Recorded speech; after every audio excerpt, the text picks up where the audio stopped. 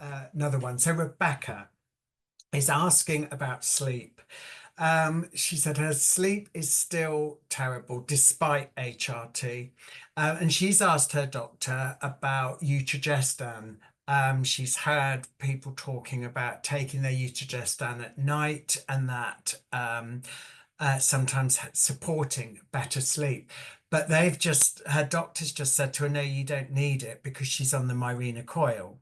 Mm. And so she's got endometrial protection there.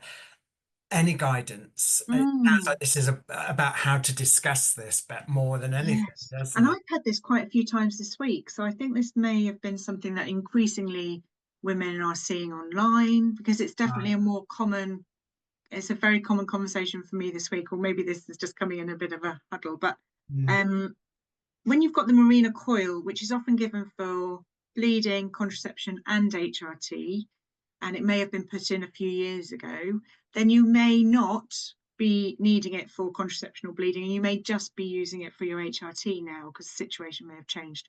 In which case, Utrogestan instead of the Mirena coil might be a really good option for sleep and for HRT if those other two things are not needed. And that, I guess, Rebecca would know with her doctor whether that's the mm, situation. Adding Utrogestan to the Mirena coil, what I've said to women in this situation where they think it may be helpful or they're thinking about having the Mirena coil out and switching is why don't we do a try and see? So have a little bit of crossover.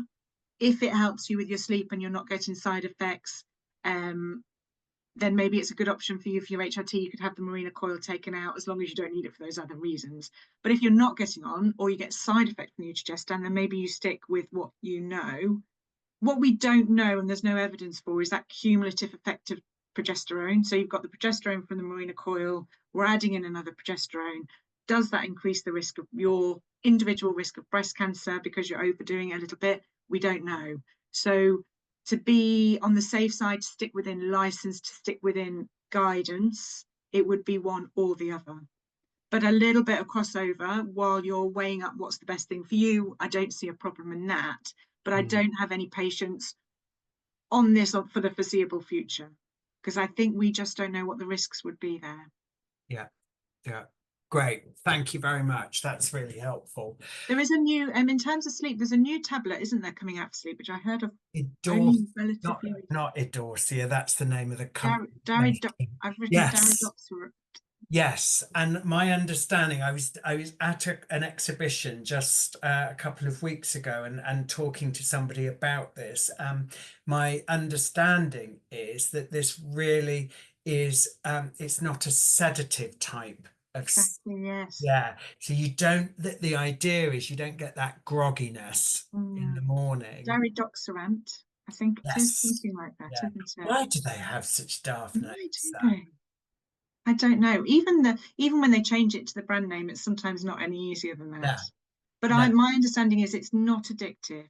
No. It does not cause sedation. It reduces wakefulness.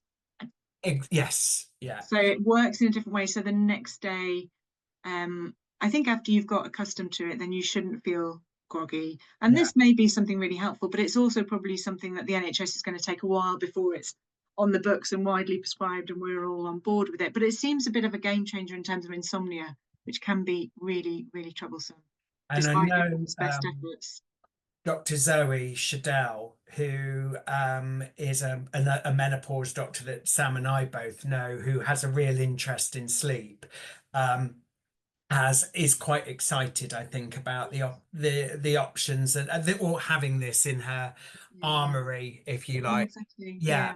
Yeah. So again, I think, the sleep issue, everything I ever hear from Dr. Zoe, and I'm sure you find the same, Sam, is often the sleep is one of the more persistent symptoms that Yeah. really can take a long time to get in get.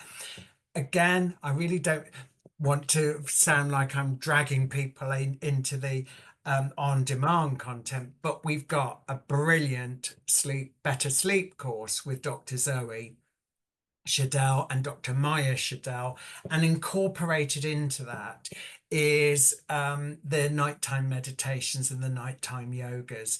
And again, we're not positioning this content as an either or. You know, even if you can feel your sleep is improving with your HRT, we always say you're going to get the best out of your HRT if you're including some element of self-care and lifestyle to complement that. So, you know, worth a look, certainly. Right.